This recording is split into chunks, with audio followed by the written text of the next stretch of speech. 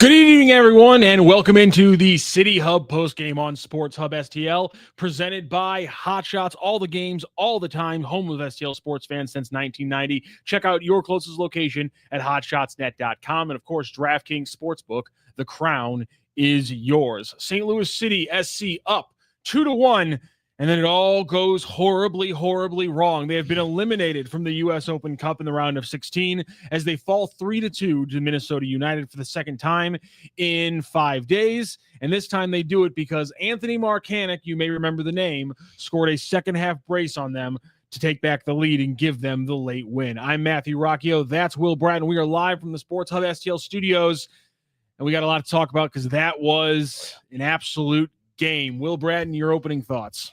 It's a heartbreaker. It's a match that if you're Olaf Melberg, you got to win this match. If you're a St. Louis City SC fan, that's a match you got to see win. You go up, 2-1 in that situation, and to blow the lead, and just the match was so wide open. It didn't have to be. It wasn't good match management at the end of the match, and it's just tough to see. We'll get into all those things, but I'm going to agree with you right off the bat, and we'll get some thoughts here from the chat. Jump into the chat. I know people after that game are going to have a lot of thoughts. They've had a lot of thoughts this season so far, but I know after tonight, there's going to be plenty of thoughts about Olaf Melberg, St. Louis City, so on and so forth. Dubes Val says spooky, scary, crazy, hilarious. Yeah. That's an accurate way. Usually our friends from one of the podcasts do 3-word reactions. You gave us a 4-word reaction. All of them extremely accurate. Maybe not in that order, though. I'd go spooky, hilarious, crazy, scary. If I had to put it in chronological order. In chronological order? Of what happened tonight. Okay. I'd go spooky, hilarious, crazy, scary. Yeah, that's where I'm going. I'm going spooky, crazy, hilarious, scary. I actually agree with that. I think this is high level analysis. Yes, it here is. from Matthew Rocchio. We're getting it deep. Of STL. No XG today because they don't do it for U.S. Open Cup. So this is what you're left with. Yep. Deal with it. Also getting some thoughts from Amy Bratton. I think the snowman is officially melted. Even Santa couldn't save him, and he tried to. I didn't even think about the connection of the winter metaphors there. So well connected there by Amy. Yeah, I think a lot of people are going to be mad about Olaf today. I will ask. My only complaint about Olaf today, honestly, is just the offensive subs late in the game. But again, and I highlighted it in the Twitter post for the reason is we talked about Olaf going with offensive subs last time we were sitting together, which was the Sporting Kansas City game. They're up 2-0. They make offensive subs. They go down 2-1. Yeah. They make defensive subs. They eventually go down 2-2, and they draw that game. And today, no center backs on the bench, short bench because it's U.S. Open Cup, but some demonstrably offensive moves from Olaf Melberg. Wallin for Zielinski is a defensive move, but every other move, JGR for Ostrak, taking out Durkin and putting in Silva, which directly bit them in the ass. Those are the only things tonight that I'm really on Olaf for. I know a lot of people are going to complain about the style of play or the formation or the things they have been complaining about for the first 14 match days. But for me, it's the second match in a row where the biggest mistakes have come when they're making changes late in the game. And that is 100% on the coach. Obviously, the players have a little bit because they have to execute and not screw things up on the field, which did happen. But it's about putting the players in the position to succeed. That's been my point this entire week when talking about Olaf. And I think, again, tonight he failed to put his players in the best position to succeed, and that's why they're walking out of here eliminated from the U.S. Open Cup in 90 minutes. Yeah, I mean, I completely agree. When you are in a situation where you have the opportunity to manage a match, right? These aren't situations that City have been in that many times, but we've seen them blown repeatedly with LAFC. No, they've never taken a game after going down. Yes, but they did have a lead near the end of this game is more of my point. You're right. And that's an opportunity to manage a match down the stretch. We just saw this with LAFC and Sporting Kansas City prior to this. This is not anything new that this team has struggled to handle those matches late in them. And I mean, this is just, it can't happen. You can't be giving up, 2 goals there to lose the match in any world. It's bad enough if you give up the equalizer, especially to former St. Louis City SC player Anthony Marcanic, who would also go on to score the game-winning goal after being sold for, quote unquote pennies, like 150,000 in GAM or something like that, to Minnesota United last summer, I believe.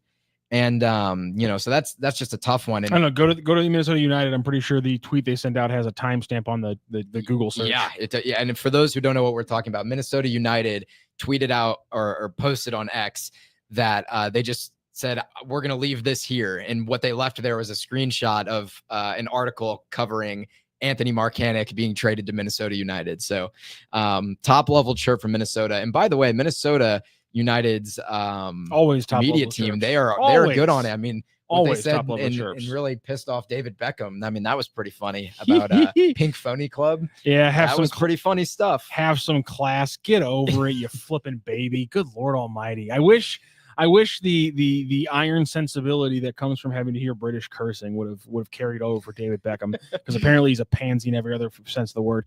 Ethan Thornton, a Marcanic brace could be the nail in the coffin. Yeah, great plays by Marcanic. Yeah.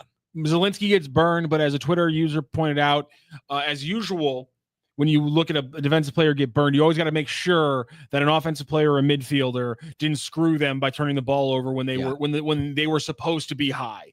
And it looked like in that situation that Zielinski was supposed to be higher up as they're pushing, and Silva turns the ball over and gets him burned. Back to what I was originally saying also about the switches, because that was my thing. Do we give credit to Olaf and co. for trying to kill the game against Sporting Kansas City with offensive switches, also switches that made sense based on players that needed reps out because they needed to get Klaus out in that game, and then doing it again and saying our mindset is we're going to kill games by getting that third goal to finish it, or do we have a problem with that mindset if that is in fact their goal? And it looks to me by the build of today's game and the subs they made, maybe it was entirely fatigue, but there does feel to me a little bit like, and we talked about this again after the Sporting Kansas City game, you can kill the game by being defensive and locking things down, or you can kill the game by adding that one more goal. It looked to me tonight like the plan was to add that one more goal. Yeah, I mean, I agree. I mean, that smart? Is that what this team should be doing? I know a lot of people have complained. We've had two different groups this entire season. So some people are mad when they don't park the bus. Some people are mad anytime they park the bus. And so I wonder where you fall on the idea of killing the game with offense with this roster, not the overall thought process, but if you have this roster, should you be trying to kill games with offense? So I want to talk about a little bit of a difference between killing the game with offense and making offensive substitutions to try and kill the game, because you can still have your defenders, you can make those defensive substitutions to have a little more defensive reliability on the pitch, and then still play a more offensive minded game and try to kill the game in your attacking third, or at least attacking half of the pitch. And in my opinion, I think that's what Melberg and this team should be doing. I think you have good playmakers. You have a strong hold up man. Obviously, if Klaus isn't in there, you still have Betcher, who can at least cause some issues up top. So you should be getting balls in deep, and you don't have to be trying to put together these crazy attacking sequences and letting the match open up, because that's what City have done. That's, bit them in these past couple of blown leads. But I think making offensive substitutions is fine. I would rather them do defensive substitutions though, but maintain an offensive minded game, as in trying to kill the match off in the attacking half of the pitch rather than sitting in low block defending, if that makes sense. It's the exact same basic build out as the loss over the weekend. Obviously a very different result in how it looked. But again, City has more possession. City has more balls in the opposition has more passes in the opposition's half. But again, City finishes with my apologies. Where'd the stat go? City finishes with 16 touches in the opposition box. I believe they had 14 over the weekend. And Minnesota finishes with 25 touches in City's box. I think they had 24 over the weekend. So some of the most crucial stat, which is, it's like just the ball more often than not is going to be scored from the 6-yard box. And so therefore get the ball into those areas, or the 18-yard box, I should say. And also, the other statement isn't false. It's also true. Yeah. But it's not what I'm trying to say here. Get into the box. Good things happen. City just doesn't get the ball consistently into the box. And again, even with possession, even with the ball more often in their own half, even with more completed passes in the opposition's half than Minnesota United have, still a large gap in touches in the opposition box. And that's just a problem. Yeah. Over and over again, it's a problem. Every match is won and lost in the box. Yeah. Every single match. Even if the only goal in the match is a world-class set piece from outside the box, the match is still won and lost in the two 18-yard boxes. And any former player or current player or person who watches the game can attest to that. And when you're not getting enough touches in your opponent's box, when your opponent is getting too many touches in your box, and you're giving up quality chances, or at least quality positions to create quality chances, you're going to lose matches a lot of the time. And that's kind of what's happened to the St. Louis City side. How many halves have St. Louis City played where they had more touches in the opposition's box than the opposition had in their box? By my guess, it's 6. It's the last 4 against Minnesota United. Yeah. And then there's probably I if I had to guess off the top of my head, one of the halves against Colorado, one against Galaxy, and probably one against Galaxy. Okay. They dominated those games for the most part. So yeah, so probably like 32. probably like 6, maybe 8 halves. It's not Okay. much more than that though. It can't be. You So can't convince me it's more than that. Less than 10, we'll say. Yes, out of that 32 works. halves That they works. played, That works. 14 MLS regular season matches, 2 US Open Cup matches, 32 halves. And you've had less than 10 where you've had more touches in the opponent's box compared to how many touches the opponent had in your box. It's not a recipe for success. No. Unless even if you have world-class finishers who only need one chance in every match, they're good for one chance. You're not going to win the majority of your matches with that recipe. You need better ingredients. Is this the Premier League? No, that doesn't exist. Yeah. I mean, If it's this is the MLS. idea of Major League Soccer. strikers who can finish at that high of a rate exist in the Premier League and in the best teams in 3 other leagues. I hate that's to break the it only to place City on the fans, planet but where they exist. Even if City were to magically buy out Joao Klaus because some people think he's the problem, no matter what striker they get, it's not going to be Erling Haaland, and he's not going to just score goals at will. Also, numerous times again, of match. thank you for bringing him up. It's almost like finishing, even for the best players like Erling Haaland, it's not consistent. Even Erling Haaland can have a crap season. Brett Stillman, this team isn't good enough as currently constructed. Our attack has no pace. Well, when you don't play the players with pace, yeah, you're right. Our midfield is a black hole of progression, and our defense is just really bad without Kessler.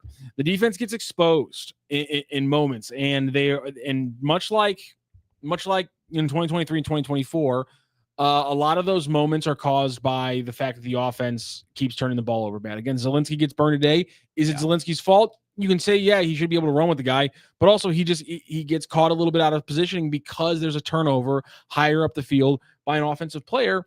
And so I just think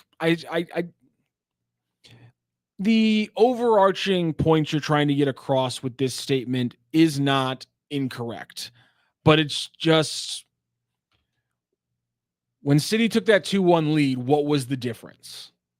Was it a tactical change at halftime? No. Or were players like Marcel Hartl, instead of just completely, let me see if I can, I got to randomly just pull this one. Is this the picture I'm looking for? No, that's the one I'm going to use to make fun of Minnesota in a second. I think this might've been this one. Is this? While he's looking. Okay. No, this is perfect. Actually, I grabbed it right here. So let's take a quick little peak at this right here. This is the kind of stuff that City kept getting tonight. And this it will not shock you, but it should. They turn this pass is turned over. Yeah. This is the kind of stuff that City was doing the most of the game. They were having these build outs, and the players were simply screwing the ball. They were dribbling into the dirt. They were leaving this one, in fact, was left behind the player who's shrieking up the middle, who I believe is Cedric Toyshirt. This is what was happening. So what's the difference? Well, Hartl, instead of playing passes like this, I don't believe this is Hartl, but he plays passes like this because Hartl's down on the right side. Instead of screwing up passes like this, which Hartl did a lot today, he locks in the second half, delivers a perfect cross, and then goes from having 4 balls into the final third to having 10 balls into the final third to finish the game. That's 6 in the second half, or it might have been 7 in the second half, and only 3 or 4 in the first half.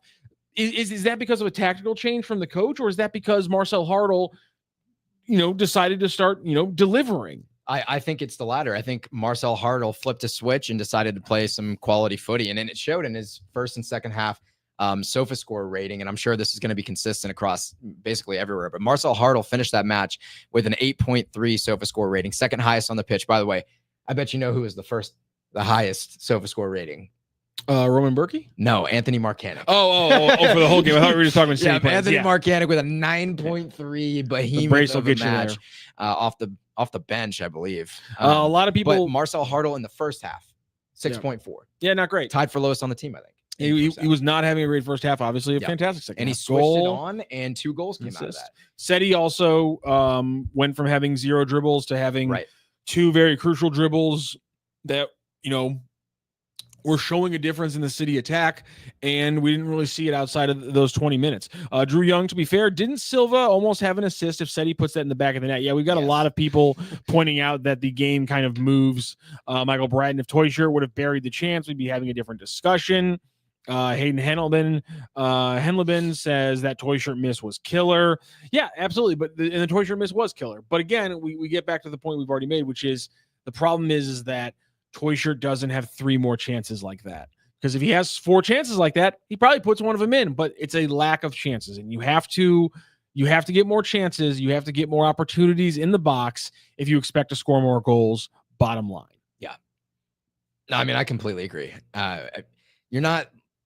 We're in Major League Soccer. I feel like this is a conversation we have to continue to have, because no matter how critical fans want to be of certain players, this isn't the NHL where you have the best league in the world here on your soil. This isn't the MLB where you have the best league in baseball in the world on your soil. This is Major League Soccer. This is somewhere around, like, you could argue anywhere in the 8 to 20 range of top leagues in the world. If you're an absolute put it at 9th last year, which I thought that was crazy. Was wildly optimistic. I would leave it around 12 personally, but that's not really the debate we're having. My point is that you're not going to have the best talent in the world, and it's about finding ways to work with what you have. And when you have a system or a coach who's not doing that, then you have some problems. But is it fair to blame the coach in some situations when your player just doesn't take advantage of a good opportunity? For example, like Toyshirt in that situation. Can you blame Mellberg for that? No. But can you blame Mellberg for Toyshirt not getting more of those chances because he needs a larger quantity to net at least one of them? Then you could have that conversation of, are we looking at an issue with players and their performance, or are we looking at an issue with Olaf Mellberg and what the position he's putting the team in order to succeed? And this is kind of a conversation that I've seen floating around X, Instagram, even on our show. We've talked about it in past weeks of, is Olaf Mellberg putting his players in a position to succeed? So I'm curious if you think, obviously I think we agree that basically nothing changed tactics-wise in the second half. So do you think, considering that St. Louis City SC were able to find a little rhythm and score 2 goals, and easily could have been 3 in the second, even 4 actually, with the Simon Betcher save, that was a freak save. That's honestly the one we should be talking about. The Toyshirt one, that one, you missed that one all day long. And the problem is the U.S. Open Cup doesn't give us XG, so I'm not going to be able to dive in and see what the actual percentages were on that one. But the Bescher one, that's an insane save. It's a crazy save. Save. Beautiful ball from Seti. And again, it's good by Betcher. And that's another thing. Redirect. Listen, I don't think Seti's dropped in a pass like that this entire season. No. And then he gives you that late in the game, almost in the most crucial moment of the season, to tie the game. I mean, literally, the arm is a little bit lower, a little bit higher from the keeper, and it's a 3-3 tie off that Bescher hit, and catches him like right on the outside of the pack. Again, Olaf is not blameless. I think some people think I try to blame other people, and they think I don't want to blame Olaf. Olaf is obviously not blameless, but when you get moments like that from Seti, and you haven't seen it at all, you haven't really seen it from him prior to that in the season, I can't get away from the execution aspect. And maybe you're the kind of person who says, well, how much do you blame the coach for lack of execution? That's a fair way to take it. Players haven't been executing, and when they executed, there's either enough talent and or the system's good enough that they can score 2 goals fairly quickly against a team like Minnesota. Right. And the question, the $1 million question, comes down to, how can the coaching staff get that out of their team on a consistent basis, and also learn how to manage a match? Because I'm going to absolutely lose my mind if City continue to just blow leads late in matches. But I don't think that's going to really change at this current moment, but we will see. One good thing that we can talk about in this match was Chris Durkin being back on the pitch, had a good shift. Giannis Horn back from injury, had a good shift in the first 45. Joey Zielinski back from injury, got some minutes, I won't say he had a good shift, but he got some minutes. So with the health kind of getting better, we know Henry Kessler was available on the bench this past Saturday. Yeah, we don't know where he was at tonight. We're starting to get some word from the presser. Yes. Okay. Matt Baker tweeting out. This could be really important. Henry Kessler and Joachim Nielsen have not had any re-aggravations or setbacks. They're being cautious with Kessler. He needs a few more days. Hopefully will be available for this weekend. It's still the knee with Joachim. He will not be available versus Colorado. Okay, so that does change things, though. So if Kessler's available, you have the same team, but you plug in Henry Kessler. Do you think that first goal goes in? Yeah, Kessler gives a better account in that duel with Yeboah for the first goal. 100%. I completely agree. I think there's no chance that goal goes in. I'm not even going to defend Josh Yar because Josh Yar kind of made up for it with literally saving a goal at the end of the match in some way. I mean, you can just see it right there. That's right. Just, look at the ball's about to be delivered, and just they're giving Gressel just so much space. And again, I don't think Horn necessarily makes a deliberate mistake here, but I do think him and Hebert, it's a communication. They could have positioned this better. The bottom line is this: Horn doesn't step out on Gressel because he sees the overlapping player come out. Bottom line is he was in a 2-on-1 situation. Does he handle it the best way possible? Maybe not, but again, he's literally in a 2-on-1 situation. I'm not sure exactly how City's supposed to play that. Again, from this angle or prior to this angle, you as the fan can't see the overlapping player coming. Hannes can, but he doesn't step up into Gressel. So that's why I highlighted that amount of space they give him on this cross. And then look where Yeboah is. Look where Yaro is. You cannot be capitulating that duel right there. And I think Kessler probably wins it. I think that's fair to say. From me having played like wingback in my past, I can tell you what every single coach would have told me. And that's that when Giannis sees that ball coming up, he's closest person to it. Obviously, the overlapping run's coming, and that's fine because Kyle Hebert doesn't have a man. So Giannis Horn as a left wing back, by the way, he's not playing the left center back in this situation. It'd be very different if he was. He has Kyle Hebert right inside of him. Giannis Horn has got to step to that ball and apply pressure immediately. And if that overlap run does come through, Kyle Hebert should be trailing with that and should be forcing either a throw in, maybe just blocking the cross for a corner, whatever it may be. But there has to be communication there. Back to your original back to your original point. Yes, I do think Kessler probably doesn't let that goal in. Yes, and that's the biggest part because that wasn't the worst part of that goal against. It was obviously the flick getting through. Very similar fashion, fluky-ish goal, very skillful goal this time though from Yeboah this time on that first goal. But it was literally like I thought we were going to see the same 3-0 score line when that happened because it was just like deja vu from Saturday, just over and over again. Everything looked the same. And that's not a good sign, but things did change. Samuel Howe looking to piss off every U.S. Open Cup fan in the chat saying cup games are just extra practices in a playoff format, right? No, when you're not playing very well, the soccer mindset is to think, well, we can just win a couple one-off games. Yeah. That's a much better chance of us actually getting on a roll and winning games week to week and making the playoffs. So let's just win these one-off games and win a cup, and that way this season isn't a complete and total loss. That's the soccer mindset. I'm still not great with the soccer mindset. I'll completely admit, because like this is just like a soccer tangent. Like my American brain still here we go. I just know it's a really particular thing, but I can't be the only American soccer fan who is a fan enough of the European game to know how it's built, who then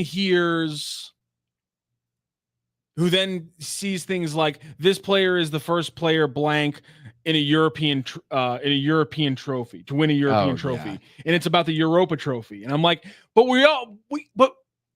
it's the losers bracket. It's not the Champions League. None of you people. No, that's not true. None of the big leagues teams that are in there won their leagues. There's a lot of smaller European countries where their league winners do go to the Europa League, not the Champions League. But you're not the champions, and it's the losers bracket. It's a way to be like, listen, I know you got 7th place in the Premier League, but you still won a title. Am I taking an unnecessary shot at Tottenham with that line? Yes. But my point is, I can't be the only European soccer fan who thinks it's odd when I'm not saying they're wrong to do it. I'm just saying that my brain is hardwired in an American way. It's why when I hear the question, which is the real championship, the MLS Cup or the Supporter Shield, my brain will always go MLS Cup, because playoff formats are how we decide champions in this country. I think that's a stupid. And so if like for me, it's like I see like first blanker to win a European final. I'm like, to win the smaller European final though. Like I feel like we got to put an asterisk on this, right? Am I weird that way? No, I think that's actually fair. Okay. We could go on a whole tangent, but we won't, about the whole debate on Supporter Shield versus the MLS Cup. That's a whole separate conversation we could have sometime. I'm an American. I like playoffs. I can't get it out of my head. I think it's a better depiction of who a real champion is. Can you succeed in the moments that matter? You know, in the playoffs, it is every team's best foot forward, no matter what. No matter what. And part of it is that I've seen so many 1 seeds and like best teams that's supposed to roll everyone in the playoffs lose. I love that. That's the best. I like when that happens. That's agree. Fun. I completely agree. And you just like you get that, and that's why I get why the Europeans love the cup matches so much, because they don't get that in the regular season. But that's, as you said, another conversation for another time. It's an insane game. Just do you have any tactical criticisms of those final 2 goals for St. Louis City from Anthony Marcanic that they allowed Anthony Marcanic? I mean, I think it was the first one Marcanic scored. Was that the one he jumped over Silva for? Yeah, it was. No, the header's the second goal. Header was second. Okay, that one was a lot more preventable to me, because that's an aerial duel, right? Yeah, I got James O'Sullivan on my Twitter. He's like, does this team practice set pieces? Because they get beat a lot in them, and that's crazy too. Because what's funny is Minnesota also sucks at defending set pieces. They do, but City was also the best set piece team in the league, or one of them, in 2023, and they're still using the same coach. So it's another one of those execution things. I wonder. Yeah, for me, that one's so preventable because Jean Silva had good positioning. It literally just came down to a one-on-one aerial battle. Should it have come to that? I mean, maybe not, but it's a set piece, so it's kind of hard to say they could have done anything differently. And that was the same set piece, by the way, that was earned by Josh Yarrow after he literally saved a goal out of nowhere, which was a very heroic, hell of a play from Josh Yarrow. Almost making me not as critical of him on the first goal. And again, we talked about, and that's why. Listen, I love the idea of having a guy like Jean Silva, and I don't want to harp on. And he is, direct. He is turns it over on that leads to the first goal. Gets beat for the header. I don't want to harp on him personally, though. I just want to harp because it's about putting your players in the best position to succeed, and it's just the switch was Durkin for Silva, or Silva for Durkin. No sense. And I get it if you wanted to push the game, but. No, the fact that you take Toyshirt out for Silva, because that's what I would have thought. Dirk, and you lose all of your physicality in the midfield, because Jean Silva is not that guy. He's not. He doesn't provide that in his game. And you already switched out on the ball. He's not your brute force guy like Chris Durkin that's going to take your head off. And you already switched out JGR for Ostrak. Exactly. It makes no sense, and it's no wonder that Ostrak and Jean Silva were, for lack of better words, like a turnover nightmare in the midfield. In at least the middle and defensive third, when City had possession in the final third, they were okay. But in the defensive third, we watched Ostrak, doing everything he could, fighting his demons, trying to clear a ball that resulted in a huge shot and a massive Berkey save. That was bad. Those types of moments can't happen. And for me, those moments are a reflection on Melberg more than the 2 players there, because if Chris Durkin's not fit to continue, that's fine. If JGR is not fit to continue, that's also fine. But you got to do something different, because you're leaving these 2 players in a position to fail. And this whole conversation that we've continuously had is, how can Olaf Melberg put his players in a position to succeed? And I see that as that specific midfield duo as putting that midfield in a position to fail defensively. And when you're up late in a match, you can't afford that. If City were trailing in that match, I would not have complained about this coaching decision at all, because you kind of have to put your attackers out there and just see what happens. You got to score a goal, right? If you're down, it's an elimination game. This isn't like a regular season match where if you squeak out a draw, it's okay. You got to win this game. But City weren't trailing. They were leading 2-1 when this decision was made. And so I don't know. At the end of the day, that didn't directly lead to that third goal against. But, like I said, it was a 1v1 aerial duel, Jean Silva. and Anthony Marcanic. And Johnny Silva got dunked on. LeBron James style, over the top, just absolutely dunked on. And that's fine. But that was quite unfortunate. It sucks. It really sucks. But, that second goal, what happened on that second goal was the play was just so wide open. There was no midfield. It was like a 3-man backline versus Anthony Marcanic, who broke free. And I think he had 2 trailing runs in. It was like a 3-on-3 situation in the box. And that's not how you manage a match. You're up 1 goal at that point. This was a tying goal that Marcanic scored, his first of the match, and the second for Minnesota. I mean, that can't happen. That for me is a reflection on Johnny Silva and Tomas Ustrak being put in a position to fail. And honestly, before I got on this tangent, I wasn't really thinking that way. So I'm glad we talked it through. Oh, talked yourself into a tank. I talked myself into putting more blame on Melbourne for this match than I was originally going to. Interesting. So we'll see how that goes. Glad we could get you there. Yeah. Let's talk Will down a little bit. Will, I'm going to need you to pull out your phone. Going to need you to open up your DraftKings Pick 6 app because it's baseball season and it's time to step up to the plate with DraftKings Pick 6. Think of DraftKings Pick 6 as your fastball right down the middle. The easy thing, just a pipe shot right down the middle, right into the money maker. It's the easiest way to play for cash and take a shot at a big win. Just select 2 or more players and choose if they'll have more or less of a stat. Pick 6 is available in most states, including California, Texas, Georgia, Missouri, and more. You can cash in on your baseball knowledge. You can also cash in on your basketball knowledge. New players get $50 in Pick 6 credits instantly on just a $5 entry. Download the DraftKings Pick 6 app and use code STL Sports. See it right there up there on the screen right now. Code STL Sports for new customers to play 5 and get $50 in Pick 6 credits. Code STL Sports. You put $5 in, you're going to get $50 in Pick 6 credits. Better payouts, bigger wins, only with Pick 6 from DraftKings. The crown is yours. Gambling problem? Call 1-800-GAMBLER. Help is available for problem gambling. Call 888-789-7777 or visit ccpg.org in Connecticut. Must be 18 and over. Age and eligibility restrictions vary by jurisdiction. Pick 6 not available everywhere, including New York and Ontario. Void where prohibited. 1 per new customer. Bonus awarded as non-withdrawable Pick 6 credits that expire in 14 days. Limited time offer. See terms at pick6.draftkings.com/promos. We talk about soccer and I know the reads for baseball, but honestly, watching an Ant from Minnesota go off like that, my Pick 6 is going to be centered around as many picks I can make for Anthony Edwards with the Minnesota Timberwolves going against the Oklahoma City Thunder tomorrow at 7:40. Because again, right now, if your nickname's Ant and you're playing Minnesota, apparently the world is your flippin' oyster. Will Bratton, you picked up an interesting stat from our friend Chat City Tactics that you want to break down and give it to me.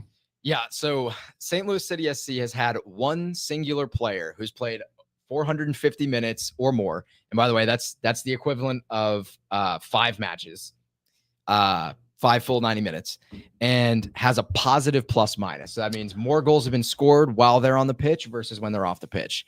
Can you guess who that player is? Edward Leuven? Joao Klaus. None other than Santa Claus, designated player for St. Louis City SC. The big man, the bald Brazilian, number 9 up top. Because they took him off today. I'm guessing he's probably been on for like 5 goals and off for on for 5 goals, like 4 and 4 goals against. Leuven's got to be like even or -1. I don't think he's played 450 minutes. He hasn't played 450 minutes. I think he's played 392. You're right. He's in like the high 300s. How the hell do you know that? Because I tweeted out his minute count like a week ago, and he hasn't played since then. So I still have like high. It's like 362 or something like that. Yeah, that's nuts. Shout out Joao Klaus. I have a dopey look on my face right now because I'm trying to think how good of I've never really used plus minus in soccer before. It's not it's like that's a pretty it's gotta be one of the worst sports for it. It's not a good indicator of it, but it's a fun stat. It does demonstrate team success associated with a player, though. Especially a guy like Joao Klaus, who is a very two-way player in how much he impacts the ability to control the game with winning headers and second balls, tracking back on defense. His defensive effort goes so untalked about. In this very match. Yeah. He was extremely strong in our own defensive 18-yard box in winning aerial duels, especially in the second half. And those are the types of things you need from your nonstop players that Olaf Melberg wants, from your two-way players who can play on both sides of the ball effectively and will run their heads off for 90 plus minutes. And that's what you got out of Joao Klaus. It's what you want out of your designated player striker. But what you also want is a little bit more on the score report in terms of goals and assists. Tonight, Joao Klaus nets a goal. So, in this whole conversation in his contract year right now, it's still looking grim for St. Louis City SC to pick up his option in my eyes in terms of, do I think that's the best decision? It depends if they could find somebody else. But for me, I would say, no. But he's definitely on the track of potentially making a case for himself if he continues in quality form down the stretch. Obviously, there's a lot of time left in the season, and his contract runs through the end of the full season. They're not going to trade him. It doesn't make any sense. I don't think they're going to transfer him. At least they could, but I highly doubt it. Unless they have a big time signing they want to bring in the summer. That'd be funny. If he actually plays really, really well and then they sell him, that'd be hilarious. Up his value and flip him for Josh Sargent. I would laugh so much. What the hell did you just say? The hell's happening over there? Mark Korber, what do other players like Stroud, Jackson, Marcanic succeeding with their new teams say about City, shades of the Cardinals? I just have to ask people this in the moment. Were you was there a Melberg quote? Yeah, a Roman Berkey quote. Oh, interesting. This will be fun. Do you want to hear it? Just give me just a second. Okay. Actually, yes. What's the Roman Berkey quote? Roman Berkey. This isn't anything crazy, but it's a tone. He said it's unexplainable what's going on here. Yeah, that sounds. He is not coming back in 2026. No, that's don't jump the gun. Let's not jump the gun. He's obviously unhappy as a leader on this team. When you have the captain of this team is saying it's unexplainable what's going on here, you either have a very big issue and you need to blow up the whole team, or you need to remove the coach. I feel like those are the two things that could mean, or it could just be reactionary. I like Berkey. But I like Berkey holding the team to a high level. So I'm okay with him making hard comments like that. So back to this. In the moment where you bothered Mark Korber or anyone who wants to have this conversation, in the moment where you bothered by the moves of those players away, and if you are, can you provide evidence of that? Because it just, as somebody who was very pro AZL Jackson and Anthony Marcanic, and I thought Stroud was a very solid player for them. I didn't really have a huge opinion on him after that first season. Thought he was a solid player. I had strong opinions on AZL Jackson and Anthony Marcanic because they were young players, and I thought they really fit the system in ways.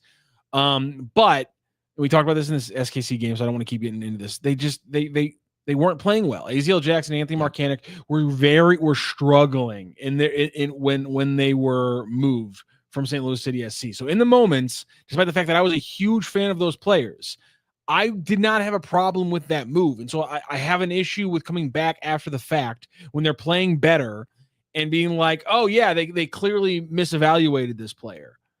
Or is just the change of circumstances just how things happen. By the way, I just want to also say, shades of the Cardinals. I don't know where you've been at, buddy, but we regraded the Libertor Arozarena trade, and the Cardinals won that one. So you gotta keep up here if you want to keep the complaints going.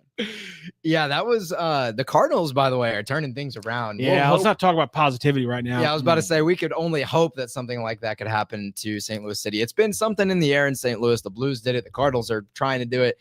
We'll see what happens with St. Louis City. I'm not that hopeful as things currently stand, but I do want to talk about the conversation that we should actually be having, which is about Anthony Marcanic and AZL Jackson and those types of players. For me, to be honest with you, I was pro get him out. I was pro AZ is a good player who will never work here, needs a change of scenery. So the fact that we got $650,000 for him, I was ecstatic. So for me, St. Louis City SC wins that trade all day, and I will die on that hill. Anthony Marcanic, that one's a little more touchy, but he was playing very, very poorly for St. Louis City SC. And anyone who defends his play around the time that he was traded is simply wrong. Now, the thing that you can defend is, could he have done better in the system? But did St. Louis City SC know this is what their system was going to be? No. So I think he would have thrived in the system we currently have. He would have been a Jay Reed type player, except more experienced, a little bit older. And I would have been okay with that. But there was no way to know that. And so for me, you got to get him off the team, give him a change of scenery, get some money for him, see if you can replace him. They eventually did through their academy with Jay Reed. So, I mean, that seems like a win to me, to be honest with you, if Jay Reed can be serviceable, especially, next year or the year after, if Jay Reed can turn into a really quality MLSer. So, those two are a whole separate thing. And with Jared Stroud, you pair him up with Lucas Bartlett, send him to DC, and you get Chris Durkin. So while Stroud was a good player and a very nonstop player, by the way, the most energetic player on the pitch in any single match he plays, pretty much, he is that guy in terms of energy. You trade him with Lucas Bartlett and you get Chris Durkin. Obviously, you're losing, a serviceable center back. Obviously, Lucas Bartlett has been doing pretty solid over at DC, better than he did with St. Louis. And Jared Stroud's doing just fine over there in DC as well. But you're getting about what you expect from Jared Stroud when you pair him up with a world-class player like Christian Benteke. The question really is, did St. Louis win that trade by getting Chris Durkin on a U22 contract that's inexpensive? He's underpaid or he's arguably underpaid, I would say. But a U22 contract that doesn't hurt the roster composition and doesn't hurt the salary cap and those types of things.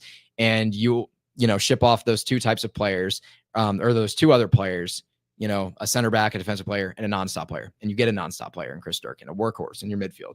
So did St. Louis really lose that trade? For me, the answer is no.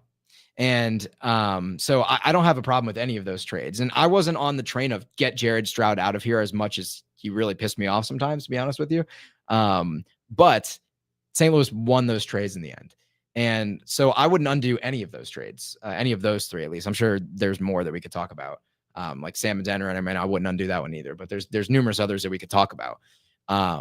And the fact that those players are finding success elsewhere, including Indiana Vassilev at Philadelphia, by the way, who scored again tonight, Rock. I don't know if you saw that, on a feed from the Sullivan brothers combined to put Indiana Vassilev in the Open Cup, 15-year-old Kevin Sullivan. And so, it sucks to see your former players doing really well in a club that isn't your club. Obviously, you want to see them succeed no matter where they go if you like the player. But to see them succeeding elsewhere when your club is not doing immensely better is tough to see. But in the end, I will stand by Lutz and say that I feel like he's won all of those trades, truthfully. The Vassilev trade, I think he won. The AZ trade, the Adeniran trade, maybe you could have gotten more for Adeniran, but he's been known to be a locker room problem, so that's a whole separate issue. The Stroud and Bartlett for Durkin trade, I'm fine with all and the Marcanic trade. Yeah, they're all good. Listen, he's made some moves. We could harp on. Again, I think they misstepped with this past expansion draft, but that's a whole nother thing. Doogie, season ticket holder. This is bigger than Melberg, just my opinion. If you fire and bring someone else in, that's 4 coaches in less than 2 seasons. That's a bigger problem. I think he's right. Yeah, I agree. It's never a good look for any professional sports organization, by the way. I'm not just talking in soccer. I'm not talking in American soccer or European soccer. Any professional sport, if your cycling coaches that quickly, something is wrong on the broader scale, and so I completely agree with that sentiment. A lot of negativity today, and it's hard not to think why, because St. Louis City had a chance. They were up 2-1 after some beautiful goals. Marcel Hardel scoring one of them, assisting on the other one. João Klaus getting on the scoreboard, and then things fall apart late. Anthony Marcanic, former St. Louis City SC player himself, after he had a nice little run with them from his trade from the Rapids. And, well, they lose 3-2. They've been eliminated from the U.S. Open Cup, and we all need to drown our sorrows.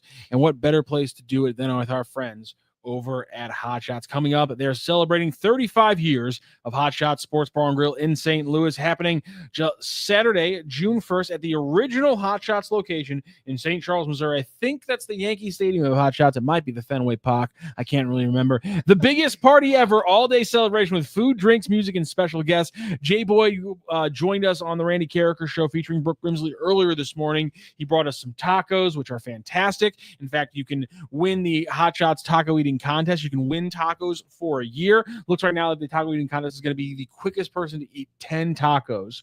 So it's about speed, not pure volume. But they got a lot of things going on. The parking lot party starts at 12 p.m. noon. Goes till 6 p.m. Outdoor food and drinks, music, gaming activities, and outdoor carnival games benefiting the Wonderland Camp, a retro car show with limited entries. And hey, you're sad, and the players are sad too that they lost. So let them pour you some drinks to drown your sorrows because they have St. Louis City's special celeb bartenders. They usually do it down in the pitch. I talked to Jay Boy today. They also have been guest bartenders at Hot Shots locations before, so they know what they're doing. They also got special guests and appearances. The Clydesdales from 2 to 4 p.m. Rizzuto and Rafe, our good friends from 105.7 The Point, from 3 to 5 p.m. And you want to know which City players are going to be there? I heard it might be a certain injured player. Might be slinging you drinks, hopefully not injured anymore. Tomas Totland and Celio Pompeu will be guest bartending from 4 to 6 p.m. Right, Louis from the St. Louis Blues appears at 3 p.m. And my boy from my St. Louis Ambush, Bushwhacker, will also be out there from the St. Louis Ambush. Come out and join them. Hot Shots, 35 years in St. Louis. Just the best time out there at Hot Shots. We're wrapping up here. Be there. Yeah, gotta be there, guys. June 1st is going to be a great old time. Wrapping up here on the show. Any other final thoughts? Get them in on the chat. Will, obviously, we thought things were going to be different in this post game, but here we are talking about negativity. Overall, your thoughts going back into MLS play this weekend on the road against the Rapids. It is do or die for the Snowman. Olaf Melberg has one opportunity on Saturday with, assuming Henry Kessler plays. I don't think he'll be fired after if Henry Kessler does not play, truthfully. If Henry Kessler plays and he starts, I think it's do or die for Olaf Melberg. I think if there isn't a result, if it's a 0-0 draw, I think he's fired. If they lose, I think he's fired. If it's a multi-goal draw or a win, he's probably going to stay. And, he's on thin ice. And I know the frozen snow metaphors are just all over the place, but I mean, Olaf Melberg is not getting the value out of this St. Louis City SC team right now. And the fans are not happy with it. The ownership is not going to be happy with it. Their goals this season were win the U.S. Open Cup and make the playoffs. And now they've lost the U.S. Open Cup. And you're looking at, I think, what are we at? 1.8 points per game in order to make a playoff spot at this point. And obviously, MLS is a very favorable format for the playoffs for teams that are mediocre or suck for a part of the season, like St. Louis City currently are kind of doing. So it's very possible for them to make the playoffs still. And that's why I think if they win, I don't think Melberg is going to get fired. I don't really think that makes a lot of sense given the injuries and all that kind of stuff. But if he loses, it's clear that he's not getting the right value out of this roster. The team is not bought into what he's doing or something like that. I don't think he's going to stay. So that's kind of my final thought going into Colorado. It's a good team. Colorado's a good team, but it's also a team that you just worked in the very first match of the season when you were healthy. Unfortunately, St. Louis couldn't score in that match. Tried their damnedest, couldn't score, but now you have an opportunity to try and do that again. So it's do or die. It's do or die. And I think the fans see it that way. I don't think it's just a social media sentiment. I think it's going to be a feeling for every fan watching. I think it's going to be a feeling for Lutz as he's watching the match and for the ownership group as well as they're watching the match. So we will see what happens on that Saturday. Rock, what are your thoughts? I'm just taking a look at some of the comments here that people are tweeting out from Melberg. He said that the changes they made for the second half was they came out in the second half. They were more direct with more bodies in the middle, fought for second balls after too many bodies behind the ball in the first half. He didn't fault the players, but noted late they had to shuffle players around when they thought the picture looked good. Okay. I might need to read that again. Yeah. So that last thing, he didn't fault the players, but he noted late they had to shuffle players around when they thought the picture looked good. That's, to me, a combination of let's control the ball to win, but also all these subs are happening because players are tired and we need to get them out. We know that with Klaus, that when they have to play him multiple times in a week, he can't go full 90. We know Hannes Horn's coming out at half because he cannot play a full 90 right now. Tomas Ostrak was not able to start and came on in the second half because he's not a full 90 player right now. Melberg said, taking into consideration their negative run and unfortunate defeats, he doesn't think you see a team that looks beaten when they play. He noted they earned their 2-1 lead, but obviously have to continue the belief that they can turn around and close out games. I will say that's the one positive from tonight is that they didn't look defeated after they went down 1-0. And there's been so many games this year where they've gone down by a goal and then the floodgates have opened and they've just gotten their asses kicked afterwards. And tonight, that's not what happened. And again, they still got their asses kicked after the fact, but they actually showed some fight after going down early. And for me, watching, again, a Cardinals team that can go down now against great teams and fight back, City wasn't showing that the first 10 or 11 games. Tonight, at least, they showed that for a little bit. Again, but are we just searching for moral victories at this point? Kind of, yeah. They need to pull a W for anything to change. Yeah, and I do want to talk about, speaking of quotes, Roman Berkey. This is also coming from Matt Baker, who is watching the press conference, and I'm sure contributing as well, as he usually does. Berkey had a message to the fans here, and he said, there's a lot going on that they don't see. All the players really care, but we haven't gotten into a rhythm this season, which is a point that I've talked about a lot. If we keep working and believing, the luck's going to turn around. It's only going to happen if we work and stay together and support each other. So that's a classic captaincy quote. And, there's a little bit of mush going on in there, but I want to talk about the very first sentence he said, which is that there's a lot going on that they don't see. And he says, all the players really care. We haven't gotten into a rhythm. And I've talked about rhythm a lot. But there's a lot going on that they don't see. Could be a very interestingly telling quote on. Oh, I think you're going to look too deep into this one. I'm not talking about coaching. Okay. I'm talking about overall morale in the locker room, because the body language we've seen on the pitch has not been great from this team for the majority of matches, like you just talked about, for the first 10 to 11 matches. Even in winning positions, like against the Galaxy, I didn't feel like that was a team that was alive. They were just winning. You know what I mean? Mm-hmm. And same against Seattle in the win over Seattle. And by the way, outside of the Union Omaha match, those are City's only 2 wins in all competitions in 2025. And so when you're not seeing your team looking super alive in those moments, even, you have a lot of reason for concern. But I would like to think that, based on what Berkey's saying, if the rhythm comes together, that things will start to turn around. But that's not really how it should be. I think the hunger and the energy should be there no matter what in a good team, even when you're not in great form. And I think tonight could have been a potential turning point for that, because they did show that, despite when they were losing the match after blowing another lead, by the way, which for anybody else would be the most frustrating thing in the world. And you want to just hang your head down and go home, get on the plane back to St. Louis, get out of the cold in Minnesota. But what do? They immediately started dumping more balls in the box. Simon Betcher gets one on net. They were looking to equalize and win that game. They were beyond upset with how that went. So I heard somebody, I can't remember who this was, but there's a point. It comes down to the fact they haven't played a full 90 all season. And that really what it gets down to. Berkey said they got lucky. They did get lucky for a little bit, and things almost went their way. They're going to have to get lucky for a full 90. They're going to walk away with a win against Colorado. They played them well. They controlled the game to open the season. Weren't able to get any goals, but they controlled that game. It's still numbers, probably other than goals, when you talk about passes into the box, chances, things like that. It's probably the most prolific that City's been the entire season, that very first game of the year. So I agree. Can they get lucky across an entire 90? Can we see that confidence play across the entire 90? Do we see a change in the lineup again? Because they definitely ran some things different out today with Baumgartel essentially playing right back. We will find out that was so weird. When they face off against the Rapids away in Colorado this weekend. And, of course, we will be covering it right here on the City Hub postgame on Sports Hub STL. This has been another edition. We'll be back with you this weekend. Again, City faces off against the Rapids, and we'll be right here after the game on Sports Hub STL. Have a great day, St. Louis.